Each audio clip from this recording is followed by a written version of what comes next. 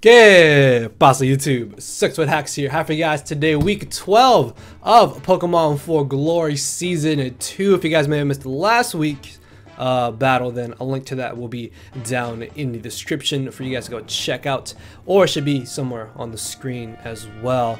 We managed to bounce back from our losing streak and we pulled up a pretty dominant victory, but we do have a pretty big roadblock in front of us for week 12 though. I think current #1 seed in the entire P4G. I think we're 2nd seed right now. We're either 2nd or 3rd, I want to say. And if we win this one, I think we clinch playoffs. So that's going to be really nice. So hopefully we can pull out a victory this week. But we are taking on Dan, aka Adrive, the coach of the Minnesota Vikavolt. Now, I will say this right now. I have to re-record this. So this is the morning after I already played Dan, because when I pre-recorded it, of course the audio didn't pick up, and I swear to you guys, I checked OBS, and for some see, look, like I even have it open here because I'm like making sure the audio is open. So yeah, it's picking up. You guys can see this. If for some reason this does not work and I have to record it a 3rd time, I'll just put this at the beginning of the 2nd part, and that way you guys can just, yeah, I don't know what happens. It's annoying sometimes, but maybe it was just a huge error on my part, because I was pretty excited, a little bit nervous for this battle, because again, we just bounced back from our losing streak.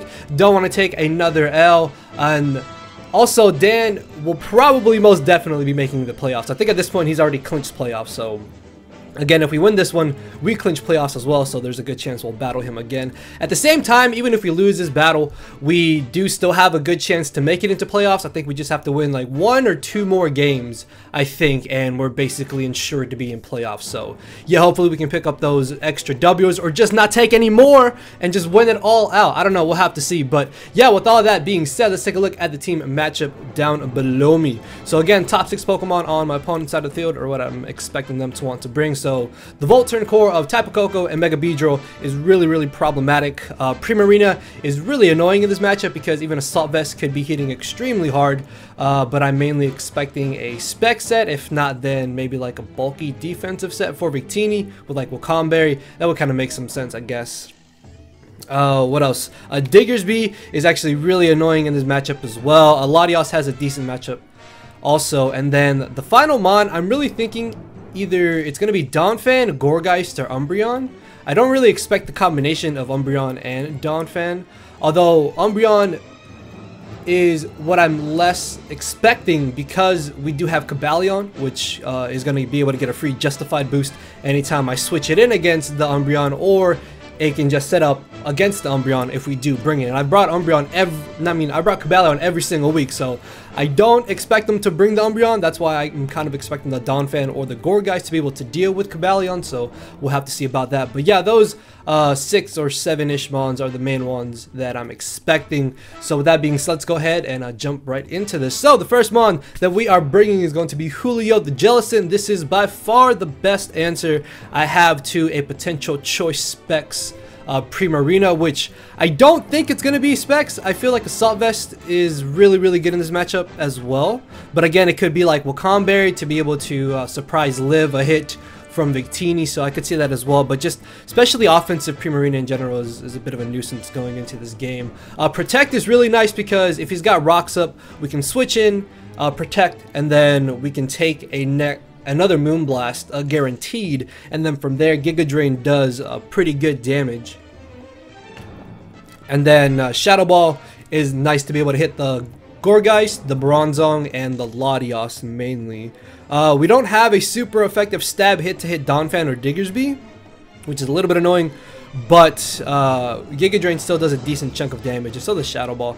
Although I could see Assault Vest Donphan coming. It's actually really annoying that I have to play Donphan again, because we already played it against Chase in week, was it 5? I think it was week 5.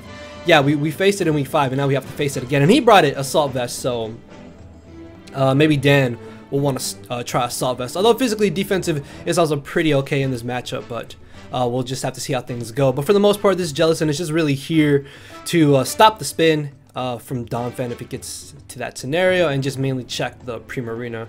I guess it can also deter the Gourgeist if it's not really running that much speed, so that could be really, really nice. The 36 speed EVs are just really good to be able to outspeed a potential non-speed EV Primarina or a minimal speed Primarina.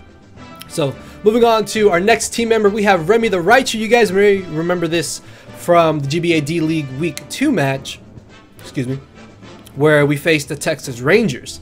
So that's kind of the same set that was, but this one has Toxic as opposed to a Nasty Plot, because Donphan again could very likely be coming to this battle, and I don't want to deal with that. So the premise of this set is to literally just stop Tapu Koko. Like, this switches into Life Orb Tapu Koko really, really easily, even after rocks. It's not a 2-hit KO, and even if for some reason he does get 2 very high damage rolls, then we can just then protect, and we'll be out of range. Then we can wish, maybe protect, Toxic, Thunderbolt him. If it comes down to it, we can essentially beat him 1v1. Also, Toxic is really nice for the Gourgeist. Gourgeist is kind of a pain in this battle.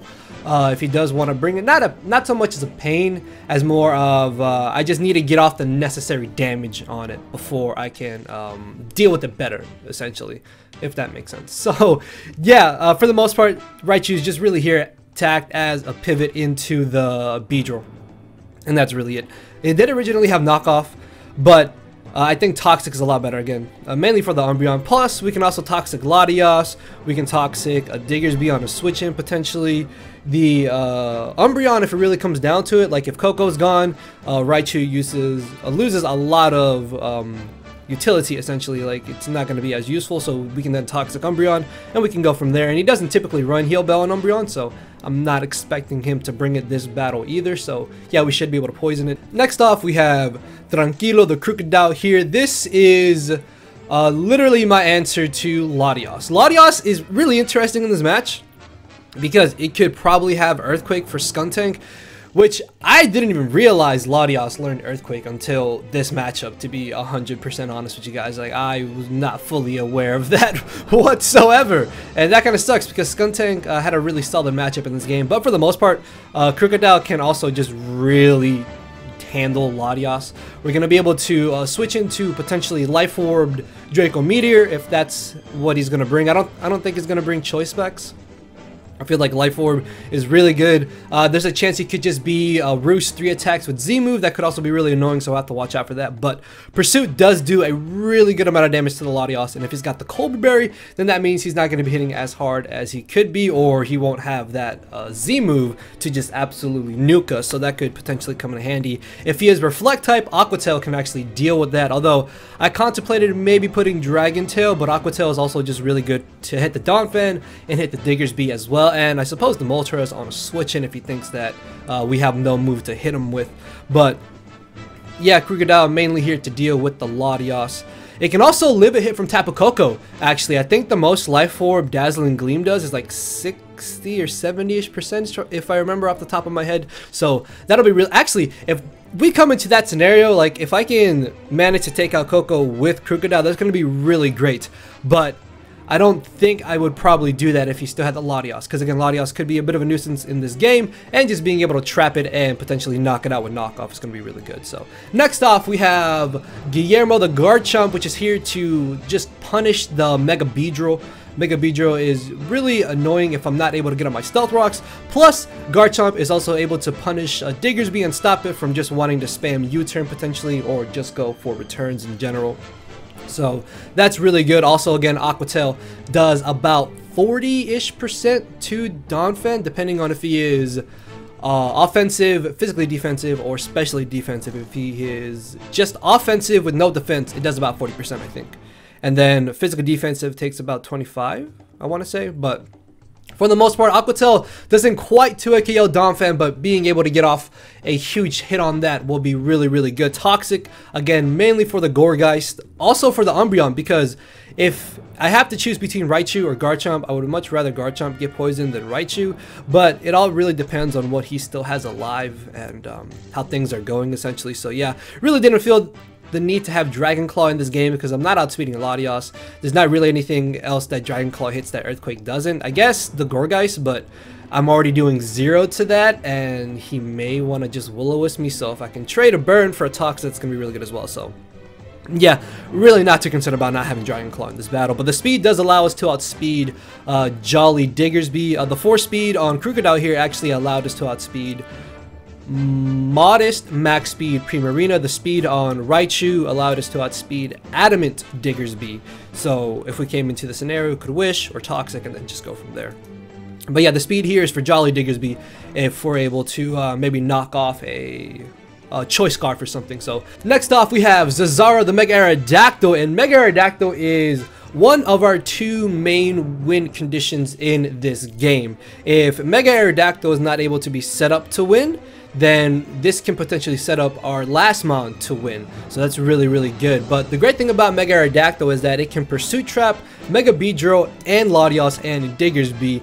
Although I think Diggersby only takes about 40-ish% on the switch, still that damage could really come in handy, or it could just pick him off if he does try to switch, so that's going to be a huge plus for us as well. This set really can't touch Gourgeist, but again, if I just weaken it enough, then I should be able to deal with it accordingly. Aqua Tail also hits the Diggersby and the Donphan for really solid damage, and I guess if I don't want to miss Stone Edge, then I can go for Aqua Tail.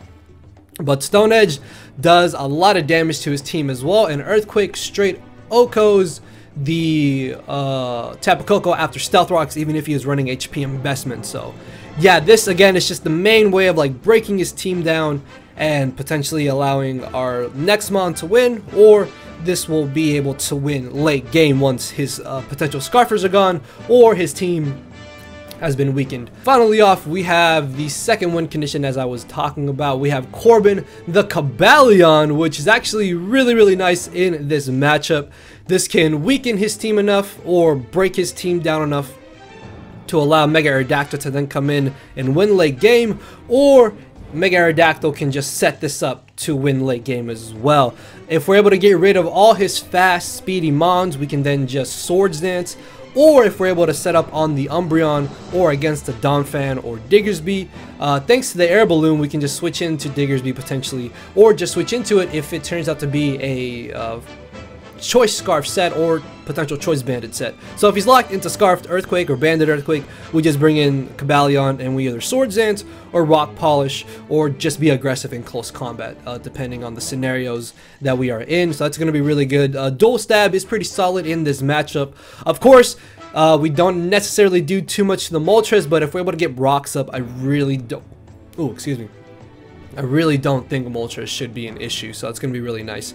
Obviously, Gourgeist is a problem to this set, and Donphan can break my balloon, because at +2, close combat only does about 53 min, I want to say. It's around like 53 to 60-ish%, so we don't quite knock him out. So again, it's just, it all depends on the type of scenarios that we're able to bring in Cabal Yan. And from there, we choose to either Swords Dance or Rock Polish, or just win. You never know. So, yeah, that is essentially the team, guys. Let me know what y'all think about this matchup in the comment section below. This will be going up tomorrow.